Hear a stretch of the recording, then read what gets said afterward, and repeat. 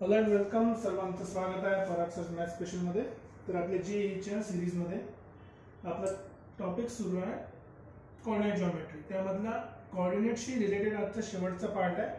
आतापर्यंत आपण पॉईंट्स काय असतात, कोऑर्डिनेट सिस्टम काय असते, त्याच्याशी रिलेटेड आपण वेगवेगळे कंडिशन्स बघितल्या होत्या. Parallel to X axis, parallel to Y axis काय आहे, सोबत ट्रायंगलचे वेगवेगळे सेंटर्स बघितले होते, डिस्टन्स फॉर्म्युला बघितला, सेक्शन फॉर्म्युला बघितला. आता काही काही ट्रायंगलचे सेंटरशी रिलेटेड क्वेश्चन्स बघू. थोडे इंट्युटिव्ह क्वेश्चन आहे. इंट्युटिव्ह म्हणजे थोडा विचार करण्यालायक क्वेश्चन आहे. प्रत्येक क्वेश्चन हमेशा ब्रूट फोर्सनी म्हणजे डायरेक्ट कॅल्क्युलेट करून सॉल्व्ह करायचे नसतात. काही क्वेश्चन तुम्हाला समजलं पाहिजे आणि काही ड्रॉ करून पण लवकर समजतात. चॅप्टरचं नावच आहे कोऑर्डिनेट जॉमेट्री. तर जॉमेट्री म्हणजे ऑब्वियस डायग्राम आलाच पाहिजे. तर आज त्याच्याशी रिलेटेड आपण काही क्वेश्चन सॉल्व्ह करूया. ठीक आहे. तर आपला पहिला क्वेश्चन जो आपल्या डोळ्यासमोर आहे तो क्वेश्चन आहे, find the orthocentre of a triangle whose vertices are 0 0 3 0 and 0 4. आता बघा, जर तुम्ही या क्वेश्चनला ऑर्थो सेंटरचा फॉर्म्युला यूज करून सॉल्व्ह करतो म्हटलं तर ऑर्थो सेंटरसाठी काय, परपेंडिक्युलर. परपेंडिक्युलरसाठी काय नेहमी टॅनचं समेशन येते. एवढे मोठे अँगल काढायचे आधी नंतर सॉल्व्ह करायचं, यापेक्षा आपण काय करू, याला जॉमेट्रिकल ड्रॉ करू ना. फिगर दिसते कशी माहित पडेल. ठीक आहे. एक्स ॲक्सिस वाय ॲक्सिस घेतला, ही आपली एक्स ॲक्सिस, इथे आपली आहे वाय ॲक्सिस. तुम्ही पॉईंट्स लिहू शकता. हा पहिला पॉईंट आहे आपला 0 0 जो आपल्याला दिलेला आहे. So first point 0 0. ठीक आहे. सेकंड पॉईंट आहे 3,0. सो ॲज्युम करा इथे 1, इथे 2 आणि इथे 3. हा झाला आपला सेकंड पॉईंट 3,0.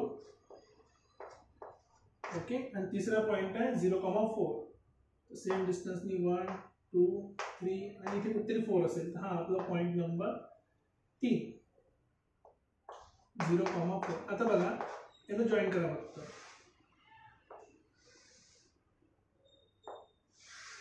हा झाला आपला ट्रायंगल. आता बघून घ्या, हा एक्स ॲक्सिस वर एक लाईन आहे, एक लाईन वाय ॲक्सिस वर आहे. तर हे कसं ऑब्विसली परपेंडिक्युलर. शब्द काय आला इथे, शब्द आला ऑर्थो सेंटर. ऑर्थो सेंटर काय असते, दिस इज इंटरसेक्शन ऑफ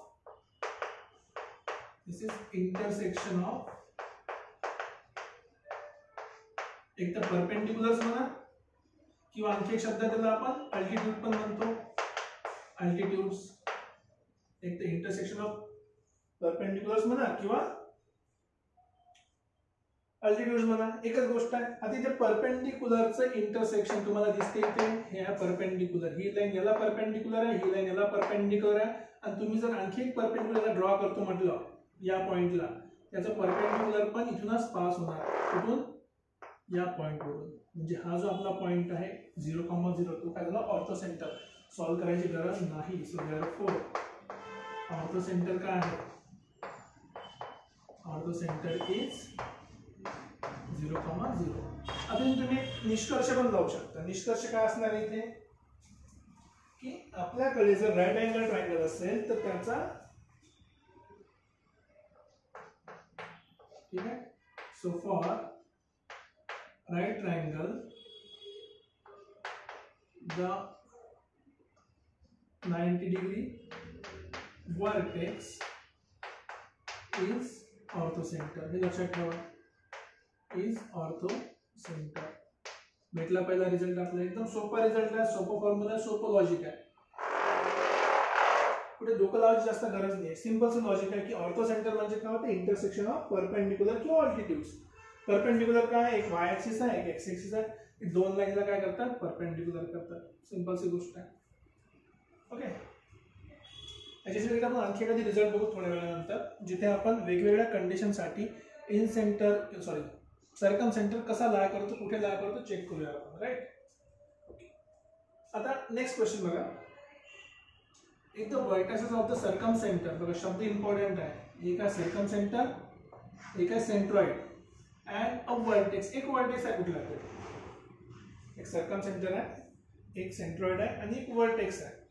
आता बरेच लोक काय कन्फ्युजन करतात की ते सर्कम सेंटर आणि ऑर्थो सेंटर, सर्कम सेंटर आणि सेंट्रॉइड दिसला ते ऑर्थो सेंटरचा फॉर्म्युला होता. ऑर्थो सेंटर काय होता आपला, अशी जर लाईन असेल एक इथे असते ऑर्थो सेंटर, सेंट्रॉइड इथे कुठे सर्कम सेंटर. ठीक आहे. त्याचा रेशो यूज करतात. आपल्याला रेशो यूज नाही करायचा. आपल्याला तो रेशो यूज करायचा नाही. सेंट्रॉइड नेहमी मध्ये असतो कुठतरी, आपण तो रेशो यूज नाही करायचा. का बरं? कारण की इथे आपल्याला ऑर्थो सेंटर दिलेला नाही. ऑर्थो सेंटर दिलेलं नाही तर काय दिलं आपल्याला? आपल्याला सिम्पली काय दिलं? सर्कम सेंटर आणि सेंट्रॉइड. ठीक आहे. आधी पॉइंटवर लक्ष द्या की पॉइंट आहे कसे. आधी पॉइंट बघून घ्या एकदा. जर काही पॉइंटवर जर तुम्ही लक्ष दिलं असेल तर एक वर्टेक्स कुठला पण असू द्या. हा जर माझा वर्टेक्स असेल तर एक वर्टेक्स आहे. सपोज मी वर्टेक्स लिहून घेतो आधी. हा माझा वर्टेक्स आहे 0,0. एक सर्कम सेंटर आहे. तर सर्कम सेंटर इथे आहे. आणि बघा जर तुम्ही पॉइंटवर लक्ष दिलं इथे आहे 0, 3 आणि 6 आणि 6 प्लस बघा 0. एक आहे मतलब x चे कोऑर्डिनेट 3 आणि दुसरा आहे 6. तर 0 + 6 केलं आणि त्याचं डिवाइड बाय 2 केलं तर आपल्याला काय मिळालं बघा? 0 + 6 डिवाइड बाय 2 मिड पॉइंट मिळाला. सेम लॉजिक y सोबत पण करून बघा तुम्ही. 0 आणि 4 आणि इकडे 8 आहे. तुम्ही या दोघांचे ॲडिशन करा. 0 + 8 डिवाइड बाय 2 हा झाला मिड पॉइंट. सो बेसिकली जो आपल्याला सर्कम सेंटर मिळाला आहे, सर्कम सेंटर हा काय आहे? मिड पॉइंट आहे. कशाचा? सेंट्रॉइडचा आणि वर्टेक्सचा. सेंट्रॉइड आणि वर्टेक्सचा मिड पॉइंट आहे. जरा मिड पॉइंट याचा अर्थ काय?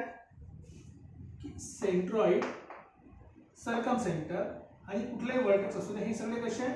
लिनियर आहे. जर हे काय भेटलं आपल्याला? लिनियर. आता लक्षात घ्या कालच्या लेक्चरमध्ये किंवा लास्ट लेक्चरमध्ये जर तुम्ही पाहिलं असेल सगळ्यात लास्ट पॉईंटमध्ये काय होतं की जर समजा सगळे वर्टायसेस म्हणजे जे ट्रायंगलचे वर्टायसेस आहेत ते जर समजा कोइन्साइड करत असेल म्हणजे एका ठिकाणी भेटत असेल तर तो इक्विलॅटरल ट्रायंगल बनतो. पण जर एका लाईन मध्ये असेल तर हा ट्रायंगल कसा असतो? आयसोसेलेस. आपला ट्रायंगल आहे आयसोसेलेस ट्रायंगल. कुठल्याही कॅल्क्युलेशन करायची गरज नाही. सिंपल लॉजिक काही गोष्टी. ठीक आहे. आता जर ट्रायंगल दाखवायची गरज नाही, तुम्हाला ट्रायंगल काढायचं तुम्ही काढू शकता. काही एवढी मोठी गोष्ट आहे. सिंपलचं लॉजिक, सिंपलची कंडिशन. ओके. आता या क्वेश्चनवर येऊया. नेक्स्ट क्वेश्चन मध्ये काय म्हटलं आहे की जे ट्रायंगलचे वर्टायसेस आहे पी क्यू आर आणि ते सगळे कसे आहे? रॅशनल पॉईंट आहे. रॅशनलचा अर्थ काय होतो माहिती आहे ना? रॅशनल म्हणजे बोथ जे कोऑर्डिनेट आहे एक्स आणि वाय आर रॅशनल. रॅशनल म्हणजे काय असते? ज्याला आपण p/q च्या फॉर्म मध्ये लिहू शकतो and q not equal to 0. ठीक आहे. त्याला रॅशनल म्हणतो. म्हणजे बेसिकली इरॅशनल नाही पाहिजे, रूटच्या आतमध्ये नाही पाहिजे. ओके. तर असं असल्यानंतर की ह्या सगळ्या पॉइंट पैकी which are not necessarily rational म्हणजे रॅशनल असलाच पाहिजे असं कंपल्सरी नाही. या क्वेश्चन मध्ये जे नॉट शब्द वापरला नाही, कुठलं नाही, कुठला कंपल्सरी नाही की रॅशनल असलाच पाहिजे म्हणून. ठीक आहे. आपण बघू कोणते. एक तर सेंट्रॉइड आहे. तर लेट्स ॲज्युम पॉइंट जो आपला p आहे y(x1) y1, जो q आहे तो आहे x2 y2, जो समजा r आहे तो आहे आपला x3 y3. आता सिंपल सी कंडिशन बघा. सेंट्रॉइड पहिल्या केसमध्ये सेंट्रॉइडसाठी सेंट्रॉइडचं काय असतंय? तिघांची ॲडिशन डिवाइड बाय 3 म्हणजे x1 + x2 + x3/3 आणि y1 + y2 + y3/3. आता बघा ही सिंपल सी गोष्ट आहे की x1 x2 x3 काय? Rational. All the points are rational. सगळे पॉइंट कसे आहेत? रॅशनल. मग त्याची ॲडिशन पण काय होणार? रॅशनल. डिवाइड बाय 3 करा तरी पण काय झाले? रॅशनल. सो बेसिकली सेंट्रॉइड काय झालं तुमचं आहे? It is a rational. Centroid काय झालं? रॅशनल. इथे काय विचारलंय? Not necessary rational. रॅशनल नाही पाहिजे कंपल्सरी. तर हा कंपल्सरी काय असणार आहे? रॅशनल. हे आपलं ऑप्शन नाही. ठीक आहे. नेक्स्ट आपण जाऊ इन सेंटरवर. सेकंड आहे इन सेंटर. आता इन सेंटरशी रिलेटेड काय कंडिशन आहे? ओके. बघा इन सेंटरचा फॉर्म्युला तुम्हाला आठवत असेल तर बेसिकली तो असतो समेशन a into x किंवा a into x upon summation a. आता आणि same logic summation a into y upon summation a. आता इथे इम्पॉर्टंट गोष्ट काय की x1 y1 इथे कोऑर्डिनेट्स आहे. हे काय झालं? रॅशनल. आता a म्हणजे काय? ai distance. So let's say distance काय असणार आहे? a म्हणजे कुठले दोन पॉइंटचे डिस्टन्स घेऊ आपण. सो सो डिस्टन्स जे असणार आहे ते असणार. लक्षात ठेवा डिस्टन्स म्हटलं डिस्टन्सचा स्क्वेअर नाही, डिस्टन्स आहे. डिस्टन्सचा फॉर्म्युला काय असते x2 मायनस x1 चा square plus y2 minus y1 चा स्क्वेअर. जसा क्वेश्चन रूटच्या आतमध्ये घुसला इथं आपल्याला दोन ऑप्शन राहू शकतात. एक हे आन्सर रॅशनल असू शकते किंवा एक असू शकते इरॅशनल. दोन पैकी कुठलंही राहू शकते. काही कंपल्सरी नाही की रॅशनल असलंच पाहिजे. रॅशनल पण असू शकते, इरॅशनल पण असू शकते. मग हे जर काय ऍडिशन इरॅशनल झाली, जर फॉर दिस कंडिशन ओनली जर हा इरॅशनल झाला इन सेंटर पण काय होणार इरॅशनल होईल. म्हणजे कंपल्सरी नाही की ते नेहमी रॅशनल राहील, पण चान्सेस काय ते काय होणार इरॅशनल होऊ शकतो. सिंपल आहे. ओके नेक्स्ट नंबर 3 तिसरा आपला ऑप्शन काय लेट्स सर्कम सेंटर. आता सर्कम सेंटर असू द्या किंवा ऑर्थो सेंटर असू द्या, दोन्ही केस मी एक सारखं सांगतो तुम्हाला. सर्कम सेंटर किंवा ऑर्थो सेंटर आणि दोघांच तुम्ही एकच कोऑर्डिनेट लक्षात ठेवून बघा. सर्कम सेंटर म्हटलं तर आपण समेशन मध्ये इथे कोऑर्डिनेट सोबत यूज करतो आपण sine 2a divided by summation x. ठीक आहे. आणि इथे आपण यूज करतो सोबत यूज करतो आपण tan divided by summation x. ठीक आहे. y साठी पण same formula summation y into sin 2a पण डिवाइडेड बाय समेशन y. आणि इथे काय राहणार आहे summation y tan a divided by summation y. Correct आहे का फॉर्म्युला. आठवा थोडंसं डिवाइड बाय समेशन साइन असते की टॅन असते. समेशन एक्स वाय राहत, समेशन साइन किंवा समेशन टॅन राहतं. बेसिकली हा समेशन साइन इथे पण समेशन साइन, इथे असणारा समेशन टॅन, इथे पण असणारा समेशन टॅन. बघा इथे क्वेश्चन किती सोपा क्वेश्चन आहे. आपल्याला माहिती आहे की एक्स रॅशनल आहे, वाय रॅशनल आहे. साइन ची जी व्हॅल्यू आहे रॅशनल पण होऊ शकते, इरॅशनल पण होऊ शकते. हे सांगता येत नाही आपल्याला. हे पण रॅशनल आहे, ओके. हे पण रॅशनल आहे की इरॅशनल माहित नाही आपल्याला. माहित काय फक्त की एक्स आणि वाय ची जी व्हॅल्यूज आहे ते रॅशनल आहे. म्हणजे जे साइन आणि कॉस जे भेटले आपल्याला बघा, जे साइन आणि कॉस या क्वेश्चन मध्ये आहे sin 2a sin 2a. ठीक आहे. आणि इथे tan a आणि tan a ह्या ज्या व्हॅल्यूज आहे कशावर डिपेंड करते, या x चं एक रिलेशन राहील, हे y चं एक रिलेशन राहील. आता x आणि y च्या रिलेशन मध्ये बघा x काय तुमचा रॅशनल आहे, y काय रॅशनल. मग रॅशनलचे दोन इक्वेशन सॉल्व्ह करताना तुम्हाला ही व्हॅल्यू इरॅशनल भेटू शकते का, पॉसिबल नाही. रॅशनलचे दोन लिनियर इक्वेशन सॉल्व्ह करताना तुम्हाला इरॅशनल व्हॅल्यू भेटू शकत नाही. ठीक आहे. पॉइंट्स काय की हे दोन्ही व्हॅल्यू कशा आहे रॅशनलचे इक्वेशन आहे. कशाचे आहे रॅशनलचे इक्वेशन्स आहे. कुठल्या टाइपचे लिनियर इक्वेशन. जेव्हा तुम्ही याला सॉल्व्ह करणार तुम्हाला आन्सर पण काय भेटणार आहे रॅशनल, कारण की लिनियर आहे. लिनियर मध्ये तुम्ही रॅशनलला ऍड करा, सबट्रॅक्ट करा, मल्टिप्लाय करा, डिवाइड करा, तुम्हाला काय भेटणार फक्त रॅशनलच भेटणार. जेव्हापर्यंत तुमचे कोएफिशियंट जे आहे हे सगळे कोएफिशियंट जर तुमचे रॅशनल असतील तेव्हापर्यंत तुमचा आन्सर पण लिनियर मध्ये रॅशनल राहील. इरॅशनल काय होऊ शकते जेव्हा ते क्वाड्रॅटिक राहील किंवा हायर पॉवर राहील. इथे हायर पॉवरचे चान्सेस नाही. म्हणजे हे पण दोन काय झाले आहे, हे पण रॅशनल आहे, हे पण रॅशनल आहे. तर फक्त एकच एक इनसेंटर असा आहे ज्याचा आपण सांगू शकत नाही एक्झॅक्टली की तो रॅशनल आहे की इरॅशनल. डिपेंडिंग ऑन द रूटची व्हॅल्यू तो रॅशनल पण राहू शकतो, इरॅशनल पण राहू शकतो. पण बाकीचे सगळे जे काही कोऑर्डिनेट असतील ते सगळे काय असले पाहिजे रॅशनल. रॅशनल म्हणजे p/q चा फॉर्म. राईट. सिंपलचे क्वेश्चन आहे, फक्त लॉजिकली सॉल्व्ह करायचे होते, काही डोकं लावायची गरज नाही जास्त. ओके. आणखी एक दोन क्वेश्चन बघूया आपण. तर या क्वेश्चन मध्ये बघा आपल्याला दिलेलं काय आधी त्याच्यावर लक्षात ठेवायचं. दिला आपल्याला ortho centre and circum centre. Already माहित आहे की जर समजा आपल्याकडे एक लाईन असेल, एक लाईन आपल्याकडे इथे कुठे आपल्याकडे असेल ऑर्थो सेंटर. ठीक आहे. इथे कुठे आपल्याकडे असेल circumcentre C. Orthocentre मध्ये दिलेले आपल्याला a, b आणि सर्कम सेंटर मध्ये आपल्याला दिलेलं आहे c, d. ओके. मग हे जर आपल्याला दिलं असेल आणि सोबत दिलाय वर्टेक्स a x1 y1, तर वर्टेक्स a ट्रायंगल लागेल आपल्याला. ओके. ठीक आहे. ट्रायंगल काढून घेऊ आपण. कसं काढू शकता, हा आपला ABC ट्रायंगल आहे, ठीक आहे. एक वर्टेक्स दिला आपल्याला x1 y1 आणि आपल्याला बघा काढायला काय सांगितलं आहे, मिड पॉइंट ऑफ BC. तर BC चा मिड पॉइंट कुठे इथे असेल. जर मिड पॉइंटला जॉईन करणारी लाईन कुठली असतात, ती असते आपली सेंट्रॉइडल लाईन, मेडियन, राईट. हे काय आपली आता मेडियन झाली. मेडियन झाल्यानंतर इथे कुठेतरी काय असणार, एक सेंट्रॉइड असेल. सेंट्रॉइड म्हणजे आपला G, okay.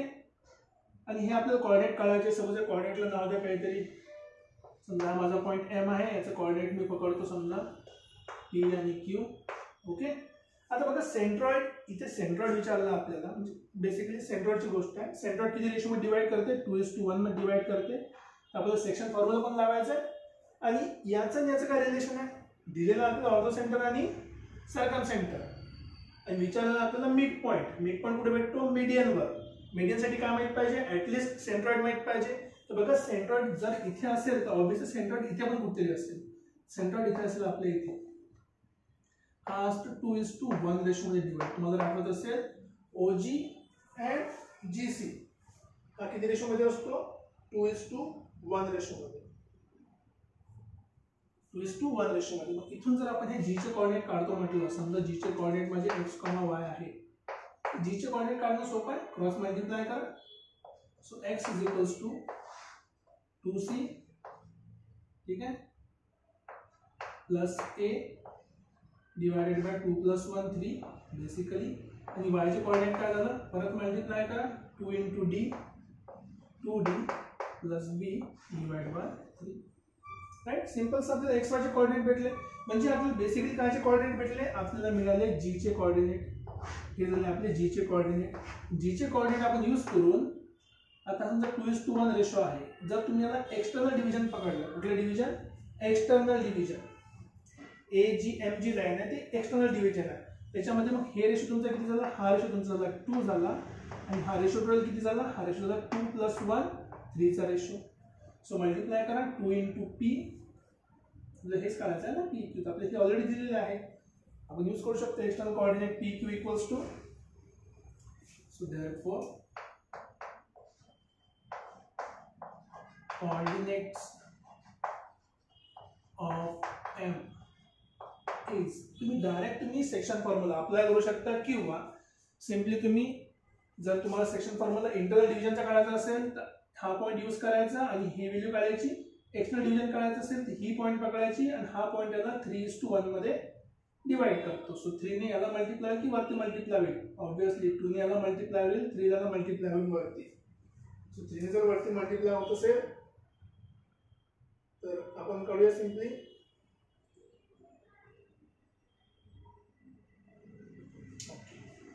So coordinate of P कशाला मल्टिप्लाय करायचं आपल्याला,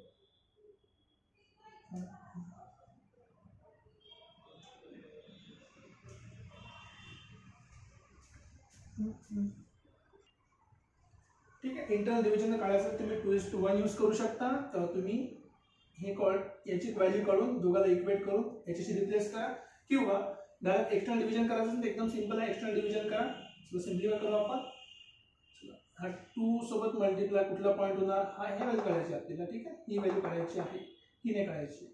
सो हा याला मल्टिप्लाय होईल, हा याला मल्टिप्लाय होईल. सो देअरफॉर आपण काय लिहू शकतो, P इज इक्वल्स टू किती आहे total distance, 3 × 2c + a divide by 3 minus 1 ने मल्टिप्लाय करा की 1 सोबत आहे, 1 सोबत मल्टिप्लाय होईल x1.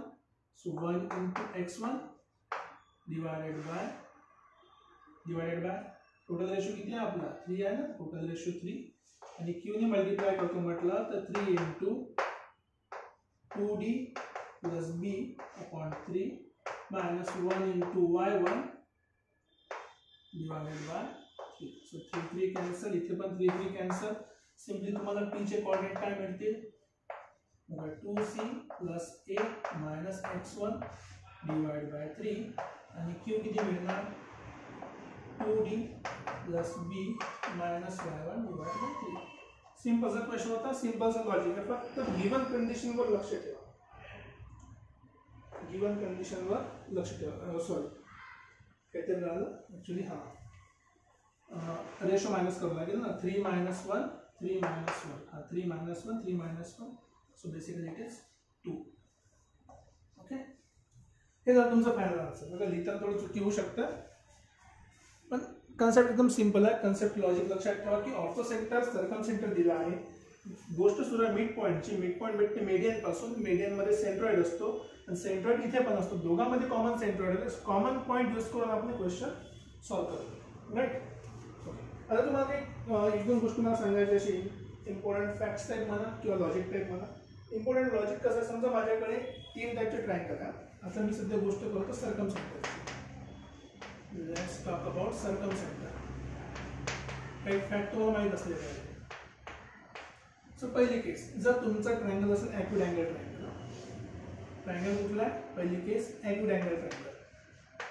So acute angle triangle आपल्याला सर्कम सेंटरसाठी काय पाहिजे? Perpendicular bisector. So let's say perpendicular bisector इथे कुठेतरी असेल. हा परपेंडिक्युलर बायसेक्टर, याचा परपेंडिक्युलर बायसेक्टर बघा इथे कुठेतरी परपेंडिक्युलर बायसेक्टर. तो हा जो आहे आपला, हा काय झाला आपला सर्कम सेंटर. हा काय झाला आपला सर्कम सेंटर. या केसमध्ये सर्कम सेंटर आहे कुठे? सर्कम सेंटर तुमचा आहे एक्झॅक्टली ट्रायंगलच्या आतमध्ये. तुम्ही कुठलाही ॲक्यूट अँगल ट्रायंगल घ्या, circum centre lies inside triangle. Inside triangle. तर त्याचं लॉजिक कुठे यूज करायचं? बघा बऱ्याच ठिकाणी काय होतं, तुम्हाला क्वेश्चन दिला राहतो की लेट्स से एक्स आणि वाय एक व्हेरिएबल पॉइंट आहे. Prove that the point lies inside the circle if the triangle is acute angle.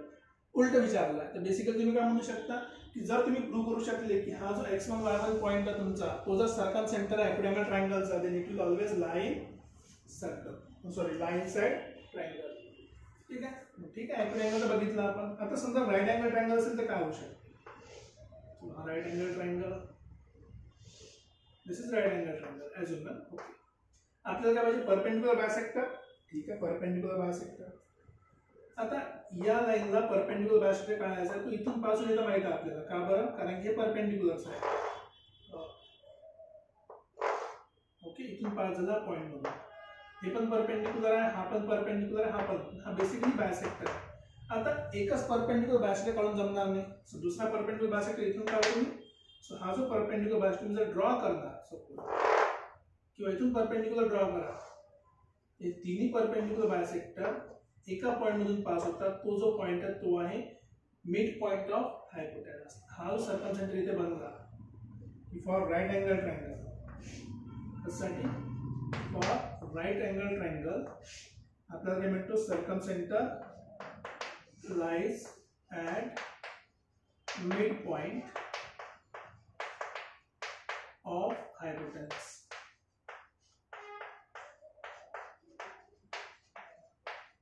हे महत्वाचं आहे. आता कसं प्रूव्ह करायचं? प्रूव्ह करण्यात काही मोठी गोष्ट नाही. बघा मी प्रूव्ह करून दाखवतो तुम्हाला. खूप सिंपलचं लॉजिक आहे. हा एक ट्रायंगल आहे. ओके, आणि हा एक ट्रायंगल आहे. लक्षात ठेवा, परपेंडिक्युलर बायसेक्टरची गोष्ट सुरू आहे. ओके, आता बघा हा 90 डिग्री आहे, हा पण 90 डिग्री, कारण की परपेंडिक्युलर्स आहेत. राईट. ही लाईन आणि ही लाईन सेम आहे. ऑब्वियस आहे. ठीक आहे. सो हायपोटेनस इक्वल आहे, 90 डिग्री इक्वल आहे. दोन ट्रायंगल काय झाले? सिमिलर झाले.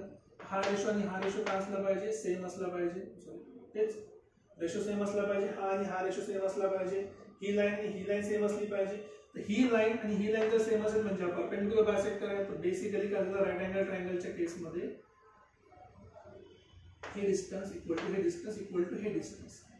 म्हणजे जर मी एबीसी पकडलं, एबीसी पी क्यू आर पकडलं, समजा पी क्यू आणि आर पकडलं, तर या केसमध्ये हा जो पीसी डिस्टन्स आहे तो सीआरचा डिस्टन्स आहे. ऑब्वियस, कारण की मिड पॉइंट आहे. आणि हा पी सी क्यूच्या बरोबर आहे. सी क्यूचा म्हणजे हा काय झाला? हा पण रेडियस, हा पण रेडियस, हा पण रेडियस. त्याला पकडून जर आपण सर्कल ड्रॉ केला तो काय बनला? Circum circle. ठीक आहे.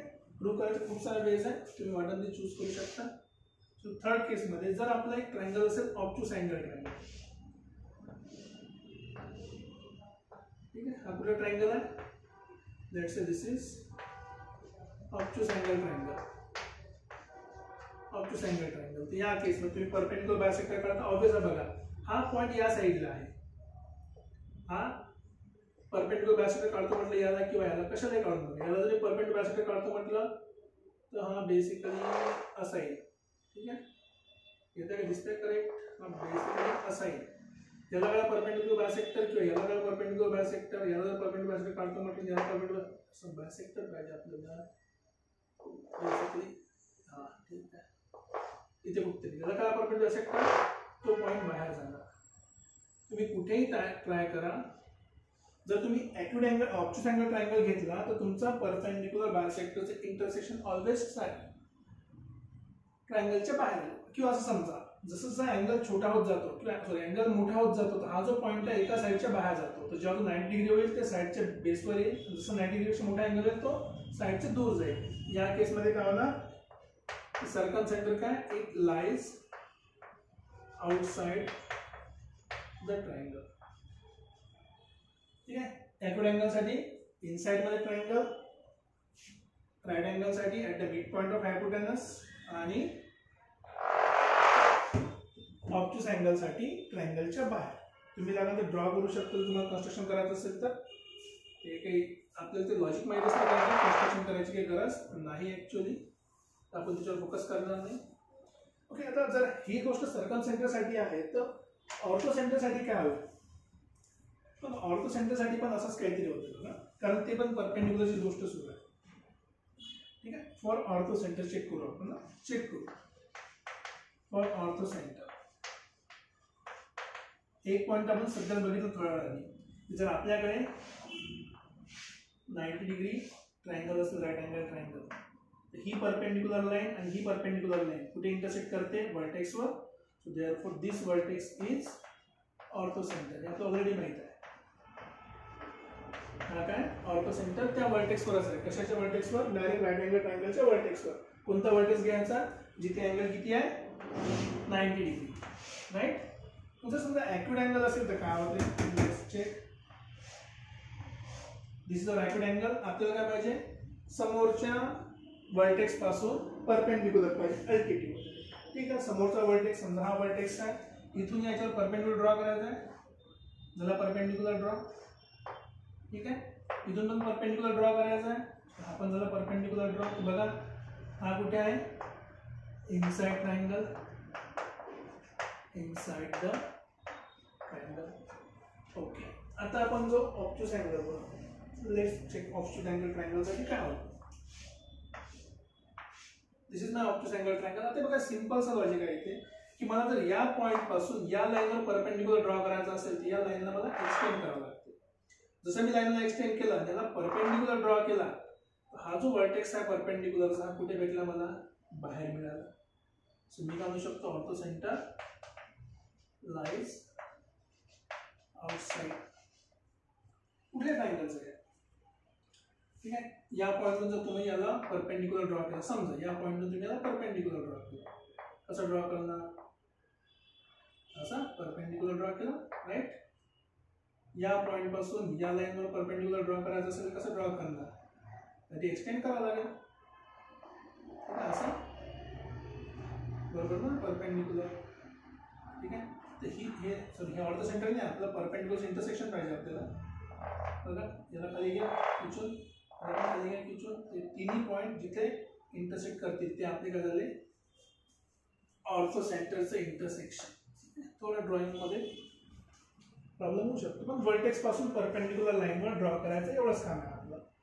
सो लाईनवर परपेंडिक्युलर ड्रॉ केल्यावर आपल्याला जे जे पॉईंट मिळाले ते आपण काय सांगू शकतो, ही बेसिक आयडियाज आहे. फक्त तुम्हाला वाटेल तर तुम्ही ऍक्च्युअल ड्रॉइंग करू शकता, मी करून दाखवू शकतो, पण त्याच्यामध्ये काही फायदा नाही. आपल्याला फक्त लॉजिक लक्षात ठेवायचं. लॉजिक काय की सर्कम सेंटर असू द्या किंवा ऑर्थो सेंटर, बेसिकली दोन्ही सारखं बिहेव करतात. काय बिहेव करतात की जर ॲक्यूट अँगल ट्रायंगल असेल तर सर्कम सेंटर ट्रायंगलच्या आतमध्ये, ऑर्थो सेंटर पण ट्रायंगलच्या आतमध्ये. पण राईट अँगल ट्रायंगल साठी इथे सर्कम सेंटर जातो याच्या मिड पॉइंटवर, इथे सर्कम सेंटर जातो याच्या कॉर्नरवर, सॉरी ऑर्थो सेंटर कॉर्नरवर. ऑब्ट्यूस ट्रायंगल साठी याचं पण सर्कम सेंटर बाहेर राहील आणि याचं पण ऑर्थो सेंटर बाहेर राहील. का बरं बाहेर राहील, कारण की वर्टेक्सवर परपेंडिक्युलर टाकायचं म्हणजेच लाईन पासून दूर जावंच लागेल, त्याशिवाय ते ड्रॉ होणार नाहीच, राईट. तर हे काही इम्पॉर्टंट पॉईंट्स होते आपले रिगार्डिंग कोऑर्डिनेट जिओमेट्री, ट्रायंगलचे different vertexes, section formula, distance formula, etcetera etcetera. आता नेक्स्ट टॉपिक पासून आपण स्टार्ट करूया लोकस आणि लोकसचे वेगवेगळे प्रकार आणि प्रकार बघितल्यानंतर सोबत आपण जाऊ स्ट्रेट लाईन, राईट. आशा करतो तुम्हाला लॉजिक समजलं असेल, क्वेश्चन समजला असेल, काही डाऊट असेल तुम्ही कमेंट सेक्शनमध्ये लिहू शकता. जर तुम्हाला सिरीज आवडत असेल तर लाईक करत चला, शेअर करत चला. भेटूया परत पुढच्या लेक्चरमध्ये. Till then take care, bye bye.